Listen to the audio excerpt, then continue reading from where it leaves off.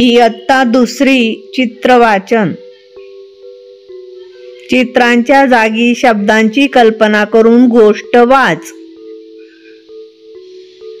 एका जंगलात एक कुत्रा राहत होता। त्याचे माकड व ससा हे मित्र होते।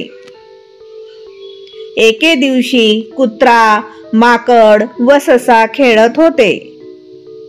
अचानक कुत्र्याला आकाशात एक पक्षी उडताना दिसला।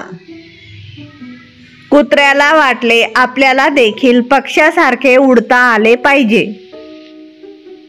ही गोष्ट कुत्र्याने माकड व ससा यांना सांगितली।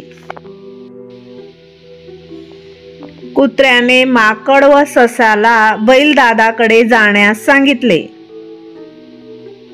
सगळे बैलदादाकडे गेले।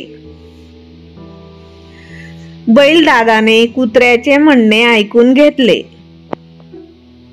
बैलदादा म्हणाला, आधी तुम्ही दोघे मी सांगतो ते करा।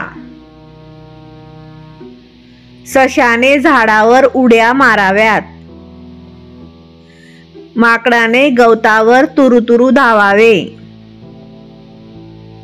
हे ऐकून तिघेही बैलदादाकडे पाहू लागले।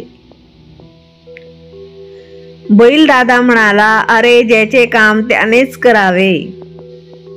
Thank you children.